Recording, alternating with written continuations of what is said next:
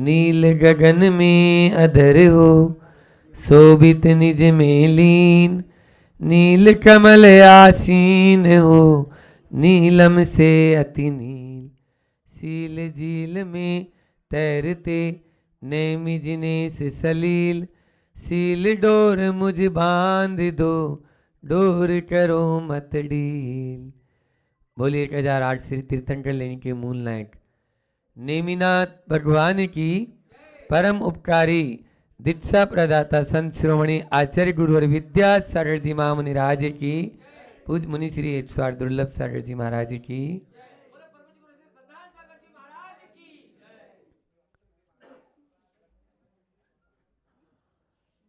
कल वैयावर्ती के अतिथि संविभाग के फल के बारे में हम बता रहे थे। आज आप लोग फिर से नए लोग हैं तो उसको अल्प समय में बताकर जो प्रासंगिक बात है उसे भी रखेंगे कि जब बताया कि नवदा भट्टी पूर्वक जब कोई भी दाता पात्र को बुलाता है तो नमोस्तु मात्र करने से त्रियंच गति के बंध से बच जाता है, नरक गति के बंध से बच जाता है। खाली वो नमोस्तु बोलेगा उसमें ही, अभी और कुछ नहीं किया। हे स्वामी नमोस्तु नमोस्तु, या आप लोग नमोस्तु बोलते हैं क्योंकि उच्चेर गोत्रेर प्रणते, प्रणाम करने से उच्च गोत्र का ही बंध होता है। यह आगम का वाक्य है, नीच गोत्र का बंध होता ही नहीं। तो अब त्रियंच गति और नरक गति गई, देव गति का होगा और या फिर मनुष्य गति में भोग भूमि में जाएगा तो वहां पर भोगों को भोगेगा। इस प्रकार से एक नमोस्तु मात्र करने से त्रियंच गति और नरक गति का बंध रुक जाता है। फिर उपासनात् पूजा, उप आसन से उपासना शब्द बना है। समीप बैठने से, जैसे अभी आके बड़वानी वाले धार वाले यहाँ बैठे हैं, पास में बैठने से ही सम्मान को प्राप्त हो जाते हैं। जैसी संगत वैसी रंगत। तो आप साधु की संगति में रहेंगे, उनकी उपासना करेंगे, उनके पास बैठेंगे तो आपका भी सम्मान और पूजा होना निश्चित है। हर व्यक्ति देख लो आप, वो उनके संपर्क में रहते हैं भैया, हाँ वहाँ तो बेटी देने से कोई दिक्कत नहीं है आपको, हमने देखा वो तो आचार्य श्री जी के परम भक्त है। इस प्रकार से उपासना पूजा सम्मान को प्राप्त होते हैं। फिर उसके बाद में दान जब देते हैं तो उसमें आप दानात भोग, भोगों की प्राप्ति होती है। दान जब देंगे, आप अंजलि में 1 ग्रास देंगे तो भोगों की प्राप्ति होती है। आपको बताएं आचार्य श्री जी के जब सागर प्रवास रहा, पहले शुरू में बुंदेलखंड में रहे, तो एक जैसे हमारे मनीष भाई हैं पत्रकार जी, ऐसे ही एक शोध हुआ और एक ऐसा बात हुई कि जो है सर्वे के अनुसार कि जहां आचार्य श्री जी के जिन जिन घरों में आहार हुए हैं उन घरों की आचार्य श्री जी के आहार की पूर्व की परिस्थिति क्या थी और आचार्य श्री जी के आहार हो गए उसके बाद की स्थिति क्या है, ये सर्वे हुआ।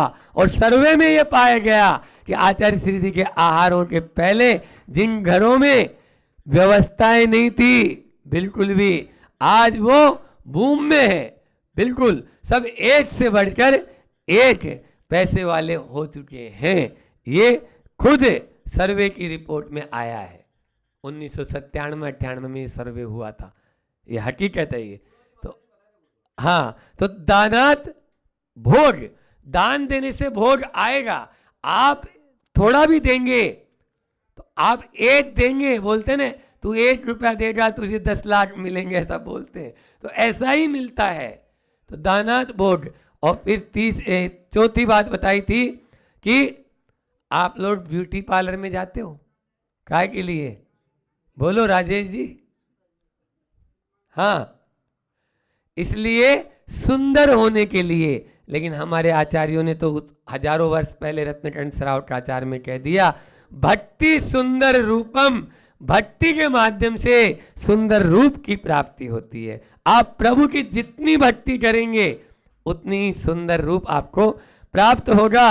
और अंत में स्तवन कीर्ति, स्तवनात् कीर्ति, आप स्तवन करेंगे, प्रभु का गुणानुवाद करेंगे तो आपकी भी कीर्ति दसों दिशाओं में फैलेगी। ये बात हमने कल रखी तो एक शंकाकार खड़ा हो गया, बोले ऐसे थोड़ी हो सकता है कि थोड़े से दान देने से इतने सारे बड़े बड़े गुणों की बात कर रहे हो आप। तो आचार्य भगवान समंत भद्र स्वामी उसको समझाते हैं अगली कारिका में कि सुनो कैसे समझाते हैं, वो उदाहरण के साथ समझाते हैं जो आपको भी समझ में आ जाएगी। क्षितिगतम म्यु वट बीजम पात्रगतम दानमल्पमपि काले फलति छाया विभुवम बहुफलम मिष्टम शरीर व्रताम, यानी शरीर व्रताम, शरीरधारी। संसार में जितने भी प्राणी हैं सब शरीरधारी हैं। शरीर का तो 14वें गुण स्थान के बाद ही होगा। तो शरीरधारियों के लिए बताया कि कैसा, जैसे आप क्षिति गतम इव कि भूमि में बोए गए उस छोटे से बीज की तरह, वट का बीज, वट वृक्ष होता है ना, उसका बीज कितना छोटा होता है पता है? जितना बड़ा वो विशाल पेड़ है, खसखस के दाने से भी छोटा बीज होता है, ऐसा उसका बीज। और जब वह सही समय पर और सही भूमि पर गिर जाता है तो कालांतर में वह वट वृक्ष का रूप ले लेता है। ऐसे ही छोटा सा किया गया उचित समय पर दान कालांतर में बहुत बड़ा फल देता है। ये यहाँ पर आचार्य कहना चाह रहे हैं। आप लोगों को 2-3 उदाहरण बताएं कि जब भोपाल से नेमावर जाते हैं तो एक स्थान आता है देवपाल, वहां पर ऐसे ऐसे बड़े बड़े वृक्ष कि पूरे के पूरे संग बैठ जाएं, 200-200 300-300 मुनिराज पेड़ के नीचे बैठ जाएं। कलकत्ता में बॉटनिकल गार्डन आप कभी गए हो? हम ब्रह्मचारी अवस्था में उधर पहले रहे तो वहाँ 2-3 बार गए। उसका आज तक पता नहीं है कि मूल तना कौन सा है। किलोमीटर में वो फैला हुआ है, 2 किलोमीटर में रेडियस में उसका वो वट का वृक्ष फैला हुआ है और उसका ये पता नहीं कि ये मूल तना कौन सा है, बस जुड़ा हुआ है पूरा का पूरा पेड़। देखने के लिए आप जा सकते हैं वहां पर उस बॉटनिकल गार्डन में। इसी प्रकार से अभी 52 गजा में चातुर्मास किया तो वहां पर भी आपने देखे होंगे कि कितने विशाल विशाल वृक्ष हैं। वहां पर तो हम तो कैसलोश करते थे या पूरा तटत आ जाए, ऐसे उस कोटर में अंदर पाटा और तटत लग जाए, ऐसे विशाल तो उसके तने हैं। अब कितने सालों पहले वो होगा। तो इस प्रकार से ऐसे विशाल वृक्ष। तो कुछ बातें इस कारिका के माध्यम से आचार्य भगवान हमको समझाना चाह रहे हैं कि सबसे पहला कहा कि काले यानी समय पर, उचित समय पर दिया गया दान फलवती होता है, ठीक है ना। और वो भी फिर इसमें आया है कि कौन को, मतलब फलती छाया पात्रगतम, काले के बाद में पात्र के हाथ में, अभी बताऊंगा। तो काले में जैसे बोलते हैं, कहावत है ना कि आषाढ़ का चूका किसान और डाल का चूका बंदर दोनों ही काम की नहीं। ऐसे ही आपको कहाँ लेना है, जहां मतलब आदमी क्या होता है, दान भी मैदान देख के देता है। मैदान देख लिया कि हाँ यहाँ पर बिल्कुल मंच माइक और अच्छा बिल्कुल चैनल के जिनवाणी के सब चल रहे हैं और पारस वाले चल रहे हैं तो खूब दान भी बरसेगा। और नहीं तो छोटा मंच होगा तो दान भी कोई देना पसंद नहीं करता है। इस प्रकार से नहीं होना चाहिए। फिर पात्रगतम, पात्र के हाथ में देना चाहिए। उत्तम मध्यम जघन्य पात्र बताया, जिसका फल भी उत्तम मध्यम जघन्य बताया गया है, ठीक है ना। तो उत्तम पात्र कौन, बोलो? हाँ, निर्गंत मुनिराज। मध्यम पात्र पंचम गुण स्थानवती, जो अभी अपन देख रहे थे सब लोग, आप लोग भी, कि छुल्लत जी आज 1 नहीं 2 नहीं, बोलो हाँ, आज उत्तम पात्र की भी दीक्षा हुई 1, उत्कृष्ट सागर महाराज जी की जय। और फिर 21 छुल्लट दीक्षा अभी जो संपन्न हुई, और उसके बाद में जो चतुर्थ गुण स्थानवर्ती सम्यक दृष्टि होते हैं वे जगन्य पात्र में आते हैं। इस प्रकार से 3 पात्र बताए, और उसमें यदि आप मिथ्यात्व के साथ में भी दान देते हैं तो उत्तम, मध्यम और जगन्य भोग भूमि में जाने की योग्यता हो गई। बोलो। और यदि सम्यक के साथ में देते हैं तो कहना ही क्या, फिर तो कल्पवासी देव में उत्पन्न होते हैं। भोग भूमि में तो फिर भी 10 प्रकार के कल्प वृक्ष हैं, वहां तो 8 ही प्रकार के हैं। क्यों? क्योंकि वहां भोजन और पानी करना ही नहीं, भोजनांग और पानांग वृक्ष ही नहीं है वहां पर, इसलिए वहां 8 प्रकार के ही है। दूसरा, स्वर्ग में जो है ऊंचे नीचे का भेद होता है। ये उच्च है, जैसे अपन इंद्र, सामान्य, त्रांश, त्रिश आदि होते हैं, क्लिविसिक आदि। तो लेकिन ये भोग भूमि में ऐसा नहीं, वहां तो सब समान है, बराबर है, बल्कि एक दूसरे से मिलते ही नहीं है।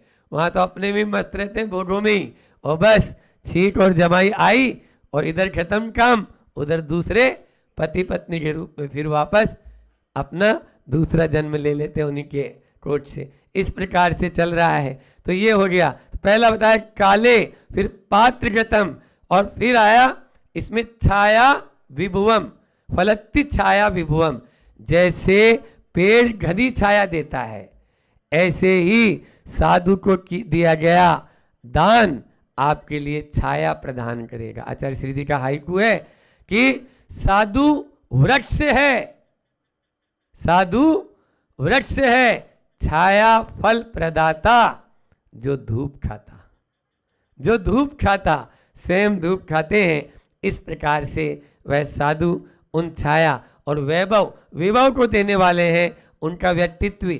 अपन देखो साधु की छाया में आते ही कितनी अपार शांति का अनुभव करते हैं। बल्कि अपन कहें कि आचार्य श्री जी की छत्र छाया आज पूरे विश्व पर है, तो चाहे भले ही वो सिरपुर में विराजमान है, लेकिन यहाँ बैठकर भी अपन सब अपार शांति का अनुभव कर रहे हैं। उनकी एक झलक देख लेते हैं तो ये अपन अपार शांति का अनुभव करते हैं। इस प्रकार से यह फलत्ति छाया, छाया में आते ही हजारों किलोमीटर दूर होने पर भी अपन को वह फल देते हैं। इसी प्रकार से जैसे कि एक वृक्ष होता है, वह वृक्ष फल देता है और छाया देता है। वृक्ष के 2 काम है, छाया भी देता है और फल भी दे रहा है। इसी प्रकार से आप साधु की शरण में आते हैं तो वे भी आपको फल भी देते हैं और छाया भी देते हैं। आज एक और बात बता दें आपको कि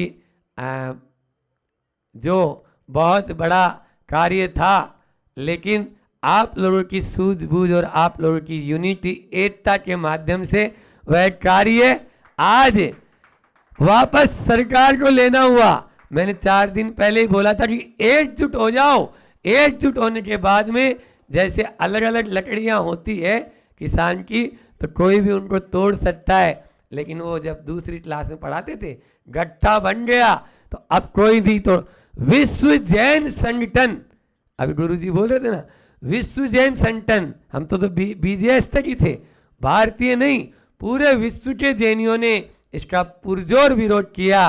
तो भारत की सरकार को भी वो वापस लेना पड़ा जो वो कानून अनुभव बना रही थी कि शिखर जी को पर्यटक स्थल घोषित करने का। बड़वानी वाले बैठे हैं, अभी 52 गजा के बारे में भी ऐसा आया था, उसको भी पर्यटक स्थल घोषित करने की बात मेरे सामने आई थी। तब हमने तुरंत बोला था, जो मंत्री जी आए थे, मैं किसी भी हालत में और कभी भी, आज नहीं, आज के सैकड़ों वर्ष बाद भी 52 गजा कभी पर्यटक स्थल नहीं होगा और नहीं होना चाहिए। क्योंकि एक बार यदि वो पर्यटक स्थल हो गया तो वहां की पवित्रता खंडित हो जाएगी, आप लोगों को दर्शन करने का मन भी नहीं होगा। ऐसी जो स्थान पर्यटक स्थल बन चुके हैं उन स्थानों की दुर्दशा देखो। इसलिए जो स्थान अपने पास में है उन स्थानों को अपन बचाएं और बचाने के बाद में उनको साथ में रखें। इस प्रकार से आचार्य भगवान ने आज सिरपुर में 21 तारीख को 21 दीक्षाएं और 2022 का ये जाता जाता समय है, अब अंतिम। हाँ, तो एक मुनि दीक्षा देकर 22 वर्ष 2022 सार्थक अपने लिए कर दिया है। ऐसे गुरुवर के चरणों में बारंबार अपन नमोस्तु करें और इसी प्रकार से उनके कर कमलों से आगे भी दीक्षाओं का कार्य चलता रहे। अभी बहुत लाइन में है, ये और बता दें, बहुत। अभी तो ऐसे मतलब अभी मैंने महाराज जी से वहाँ बैठे थे तभी बोला, मुझे अभी तो वो ब्रह्मचारी जी भी नहीं आए, जैसे विशद सागर जी के पास में भी बहुत सारे ब्रह्मचारी अभी लाइन में लगे हुए हैं, लेकिन आचार्य श्री जी सबको देख रहे हैं और सबका कार्य करते चले जा रहे हैं। लोग कहते थे कि शादीशुदा की दीक्षा नहीं देते, तो फिर क्षुल्लक दीक्षा दे दी, फिर बोलते हैं शादीशुदा को दीक्षा नहीं देंगे। आज मुनि दीक्षा देकर भी बता दिया कि शादीशुदा को दीक्षा क्यों नहीं देते हैं। आचार्य श्री जी ने कभी अपने मुझसे मना किया ही नहीं है। आपका कितनी दृढ़ता है, आपका कितना वैराग्य है। आचार्य श्री ने बोला ना कि किस प्रकार से इनका वैराग्य पिछले 50 वर्षों से लगातार आचार्य श्री जी देख रहे हैं। और एक ही सच है, देखो गुरु जी कितने उपकारी होते हैं कि आचार्य श्री जी की दीक्षा में जो मल्लप्पा जी अष्टजे थे, उन्होंने स्पष्ट मना कर दिया था कि कोई भी दीक्षा देखने नहीं जाएगा और न कोई यहां से जाएगा। लेकिन महावीर जी थे, बटवा ये भैया महावीर, तो वो चुपके से अपना चले गए और वहां पर गुरु जी की अजमेर में दीक्षा हो गई। क्योंकि वहां पर ये पहुंचे और नहीं पहुंचे तो भी होती, लेकिन फिर भी परिवार की स्वीकृति अनिवार्य होती है। और आज गुरु जी ने उन्हीं को ही अपना जैसा रूप देकर अपना वह उपकार जो उस समय, क्योंकि इन्होंने उनके प्रति किया था, यही तो कहलाता है परस्परोपद्रव जीवा नाम। आप देखिए, चाहे जीव कहीं से भी आए हों, कहीं पे भी, लेकिन एक घर में जन्म लिया, इन्होंने उनका उपकार किया था। तो आज गुरु जी ने भी उनकी दीक्षा करके उनको भी आज वह उपकार से उऋण होने का वह सौभाग्य प्राप्त किया। इस प्रकार से गुरु जी का आज मैंने सुना, यहाँ पर भी शहादा, नंदुरबार आदि में भी बहुत रैली वगैरह जो भी, और बंद का माहौल बहुत अच्छा रहा। इसी प्रकार से एकजुटता के साथ में हम आगे बढ़ते रहें, हम सब एकजुट बने, एक बने और नेक बने। इसी परम पुनीत भावना के साथ में अपनी वाणी को विराम देता हूँ। बोले अहिंसा परमो धर्म की, आचार्य गुरुवर विद्यासागर जी महामुनि राज की। संसार के भाव, अब आपको संसार में रहना है कि मोक्ष में जाना है? मोक्ष जाना है तो मोक्ष जाने वाले भाव बता देता हूँ, सुनना है। मोक्ष जाने वाले भाव, मोक्ष जाने वाले भाव भी हैं। अगर मोक्ष जाना है तो मोक्ष जाने के लिए ध्यान रखना, एक है शुभ भाव, एक है स्नेह भाव, एक है सद्भाव और एक है समर्पण भाव। एक है शुभ भाव, एक है स्नेह भाव, एक है सद्भाव और एक है समर्पण भाव। कौन से भाव आपके अंदर चल रहे हैं? जो भाव आपके चल रहे हैं उस हिसाब से आपको मोक्ष की प्राप्ति होगी। शुभ भाव क्या कहलाते हैं? शुभ भाव तो यही है कि हम हमेशा दूसरों का भला सोचते चलें, हमारे उपयोग में निर्मलता रहे, हमारे उपयोग में धर्म ध्यान की ओर अगर जा रहा है तो ये कहलाते हैं शुभ भाव। ऐसे शुभ भाव है कि नहीं आपके, बताओ। अगर ये भाव है तो बहुत अच्छी भाव है। दूसरा है स्नेह भाव। ये स्नेह भाव है कि जीव मात्र के प्रति स्नेह भाव होना चाहिए। एक बात बताता हूँ, शुभ भाव तो फिर भी मिल जाता है, पर स्नेह भाव होना बहुत कठिन है। स्नेह भाव सहजता से नहीं हो पाता है। आप लोग तीर्थ यात्रा बहुत करते हो, पर मैं पूछ रहा हूँ, क्या कभी किसी सधर्मी घर की यात्रा करी है आपने? किसी सधर्मी घर की यात्रा भी करी कि नहीं आपने? क्या बोल रहे हैं महाराज जी? जो आपके साथ रहने वाला आपके समाज का बंधु है, उसके घर की भी यात्रा करना कि उसके साथ क्या चल रहा है, वो तीर्थ यात्रा से बड़ा पुण्य का कार्य है। अगर सधर्मी कि घर की यात्रा आप कर रहे हो तो वो भी एक यात्रा कहलाएगी, उससे भी पुण्य बंधेगा। ध्यान रखना बंधुओं, अगर किसी सधर्मी के जीवन का आप आधार बन जाओ, किसी सधर्मी के जीवन का आप आधार बन जाओगे तो आपका आने वाला कल वो आधार, उस आधार के माध्यम से आपके आने वाला कल वो नींव बन जाएगा आपके जीवन की। आपने आज आधार बने उसका, लेकिन वो आपके जीवन के लिए, आगे आने वाले जीवन के लिए वो आधार बन जाएगा। ये बात ध्यान रखना। किसी को आपने पढ़ा दिया, किसी सधर्मी को आपने इलाज करा दिया, किसी सधर्मी की और किसी प्रकार से आपने मदद कर दी, बस आधार बन जाओ। वो आधार अगर आपने बन गए तो एक बात ध्यान रखना, उसके हृदय में आपका स्थान बन जाएगा कि हाँ भैया इस व्यक्ति ने हमारा साथ दिया था। आगे तक याद रखेगा। वो शायद एक बार भगवान को याद नहीं रखेगा, वो एक बार गुरु को याद नहीं रखेगा, लेकिन अगर आप आधार बन गए तो निश्चित तौर से आपको वो हमेशा हमेशा याद रखेगा। आधार बन जाओगे तो वो आपको क्या करेगा, वो आपको अपने हृदय में बिठा लेगा। किसी सधर्मी की आप आजीविका, किसी सधर्मी को आप आजीविका दे दो, किसी सधर्मी को आप आजीविका दे दो। अगर आप उसके लिए आजीविका दे दोगे तो क्या होगा, वो जीवन भर आपके उस उपकार को भूलेगा नहीं कि आपके माध्यम से मुझे आजीविका प्राप्त हुई है और इससे मैं अपने जीवन का यापन कर रहा हूँ, मैं अपने बच्चों का पालन पोषण कर रहा हूँ, मुझे 2 रोटी आपकी आजीविका के माध्यम से मिल रही है, आप उसको आजीविका प्रदान कर दो किसी सधर्मी भाई को, तो बहुत अच्छी बात हुई। आप किसी सधर्मी को आश्वासन दे दो कि चिंता मत करना, मैं बैठा हूँ, कभी कुछ है तो आ जाना मेरे पास। बस इतना आश्वासन तो दो उसको।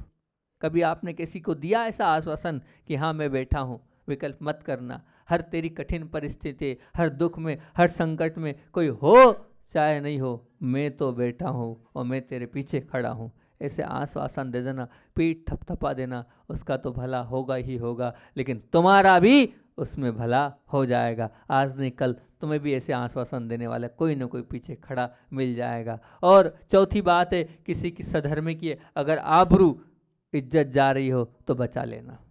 अगर आप आबरू उसकी बचा लोगे तो बहुत अच्छी बात है। 1 लाख 2 लाख 5 लाख खर्चा कर दोगे और उसकी इज्जत जा रही है, उसकी आबरू जा रही है, तो उस आबरू को आप बचा लोगे, तब भी आप उसको खरीद लोगे, उसके हृदय में स्थान प्राप्त कर लोगे। किसी सधर्मी को आप आराधना से जोड़ देना।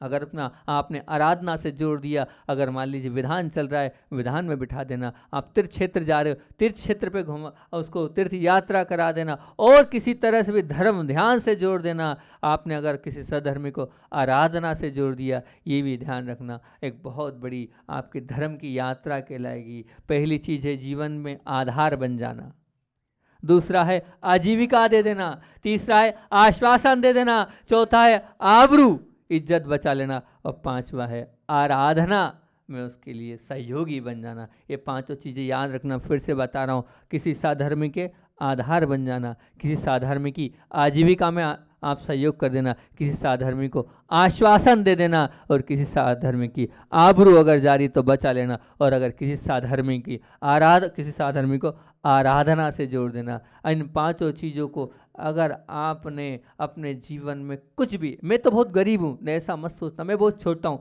जिस प्रकार में, जिस स्थिति में, जिस भी आप परिस्थिति में हो, उस परिस्थिति में जितना हो सकता है उतना करने का प्रयास करना, क्योंकि आप जहाँ हैं वहाँ से कोई ना कोई तो छोटा होगा ही होगा।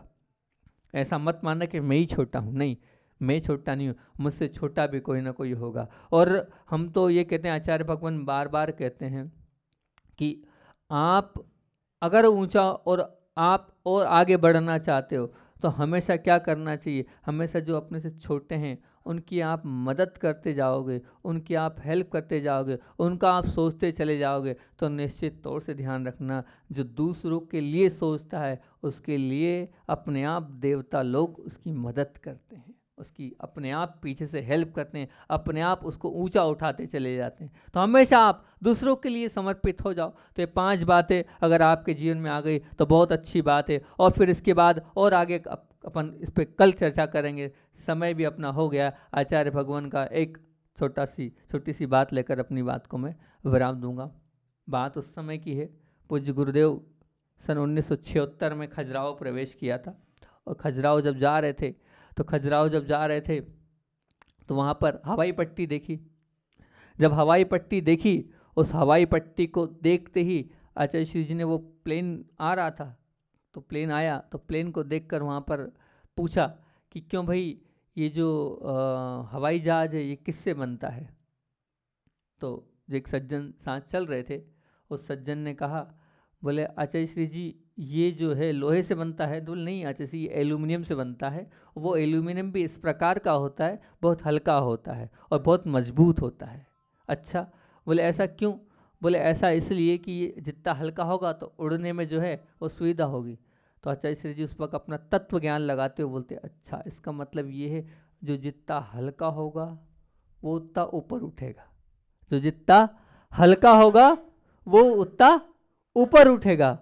सही बात तो है, सबसे पहले अगर हमें ऊपर उठना है तो हल्का होना ही पड़ेगा, जो हल्का होगा वही ऊपर होगा। मतलब छोटी सी बात थी, लेकिन छोटी सी बात ने कहा उन्होंने अपना तत्व ज्ञान लगा लिया कि जो हल्का होता है वही ऊपर उठता है, अगर आप हल्के होंगे तो ही ऊपर उठ पाएंगे। फिर आहार के लिए आचार्य भगवान वहीं खजुराहो में आहार हुए, और वहाँ पर उस समय सन 1976 में 40 घर की समाज थी उस समय, अब तो बहुत कम बची है।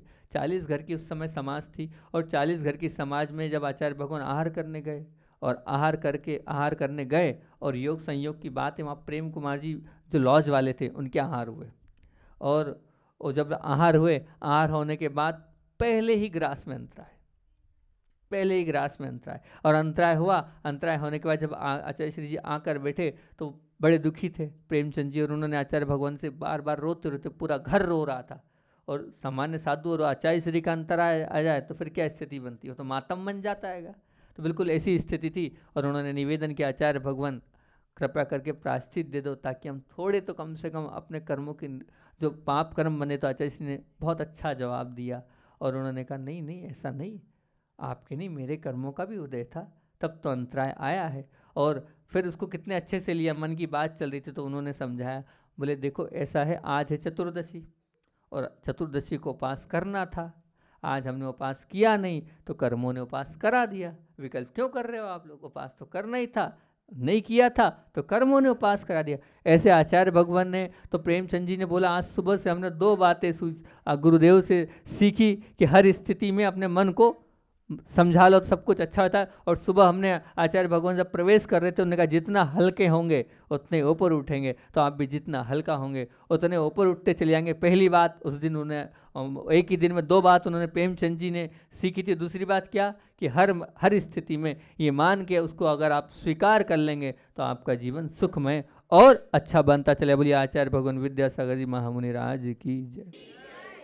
आज आपने देखा होगा जिन लोगों ने वो पूरा दृश्य कि जब दीक्षा होती है तो दीक्षा के समय पूज्य आचार्य वर भी प्रति नमोस्तु नव दीक्षित मुनिराज को करते हैं, क्योंकि सीधे सप्तम गुण स्थान की प्राप्ति होती है कि जैसे ही वस्त्र उतरते हैं और संस्कार होते हैं उस समय सप्तम गुण स्थान की प्राप्ति हो जाती है। और सप्तम गुण स्थान वर्षी दृश्य आप लोगों ने देखा, बहुत पुण्यशाली जीव होते हैं, ऐसे दृश्य को देख भी पाते हैं, और जो ले रहे हैं उनकी विशुद्धि तो बहुत ही अलग होगी, वो तो अलग ही होगी। जिन्हें साक्षात वहाँ देखा तो वो तो बहुत। आज जब हम बैठे थे तो महाराज जी से यही हमने कहा कि 22 साल हो गए हैं, और 22 साल में पहली बार हम दृश्य उस दूरदर्शन से देख रहे हैं। अभी तक लाइव देखा है, जब भी दीक्षा देखी, पहली बार है कि दीक्षा ऐसे दूर से देखने को मिल रही है। ठीक है, अपना पुण्य नहीं है आज इतना कि वहाँ गुरु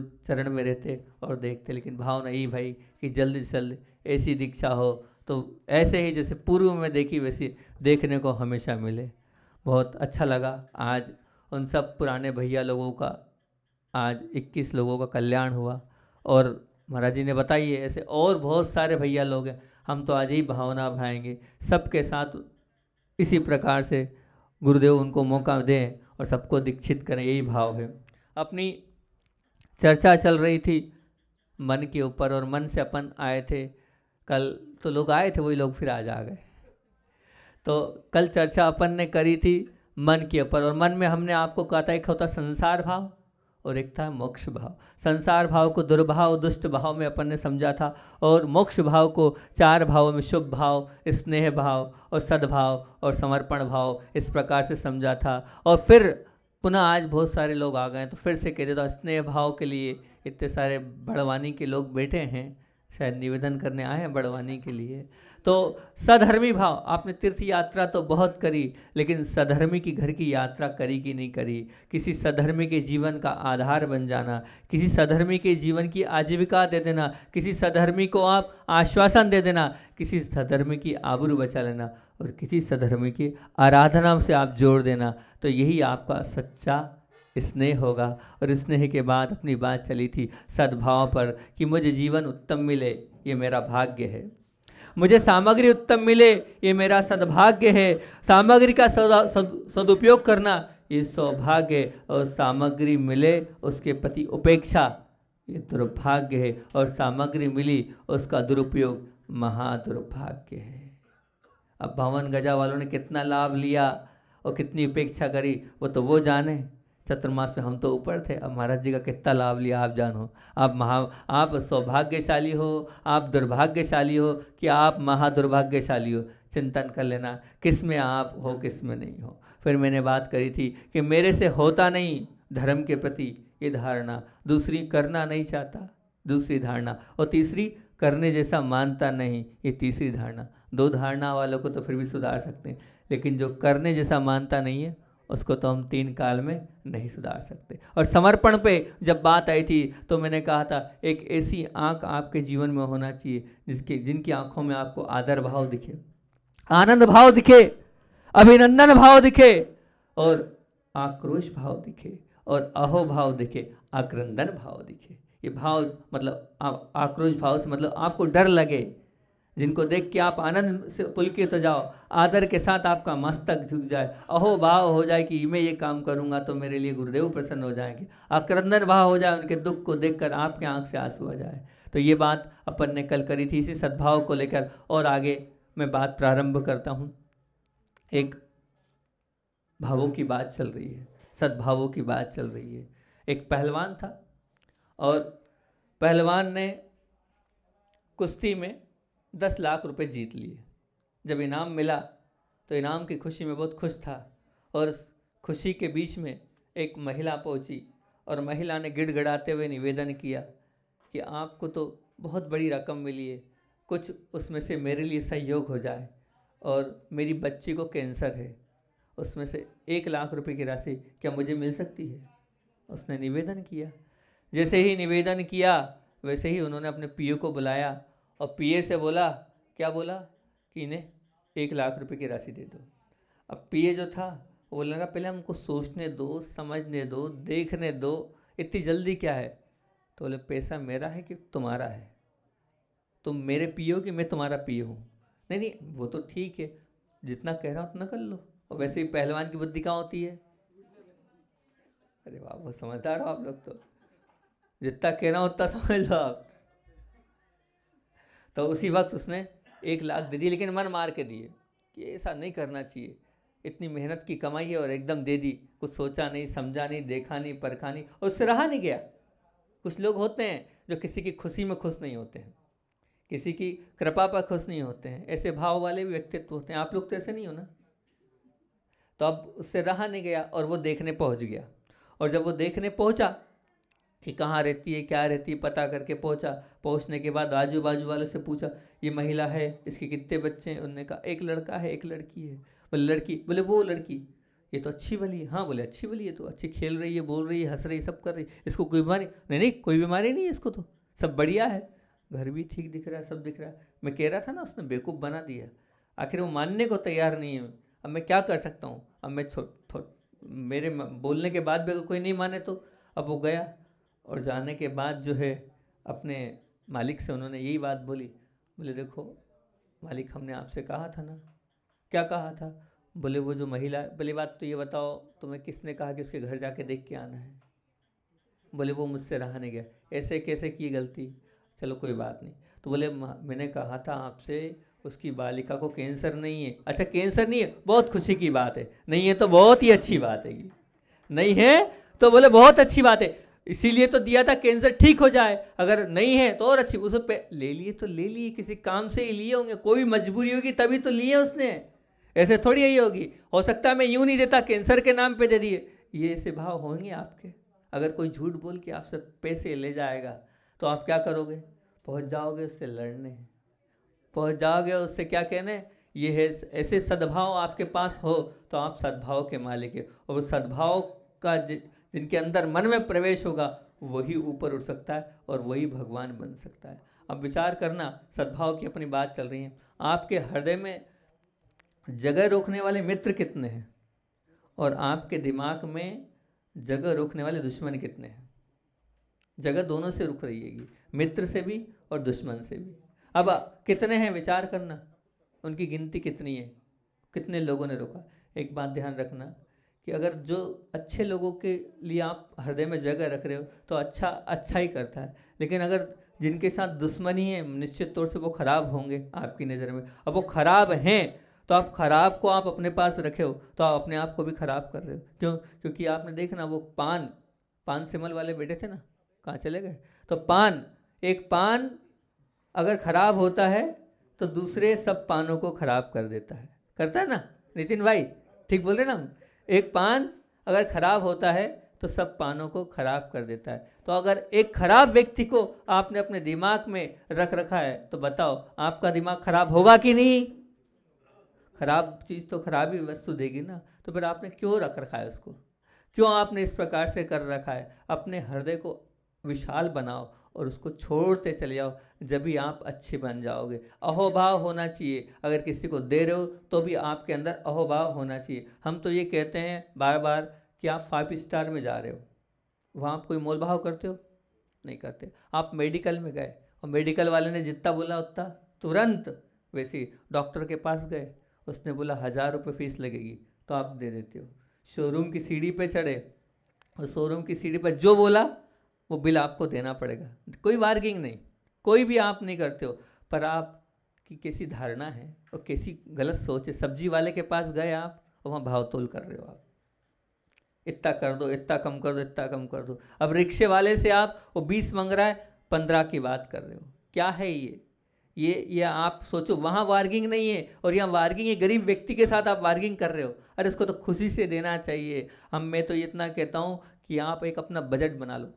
क्या बजट? कि ज़्यादा से ज़्यादा साल भर में से मौके कितने आएंगे, सब्जी वाले के, रिक्शे वाले के, या और कोई गरीब व्यक्ति से आपका अगर कोई संबंध बनता तो ज़्यादा से 5000, उससे ज़्यादा 10,000। आप ये बना लो 10,000 मूर्ख बनने का हमारा बजट हैगा।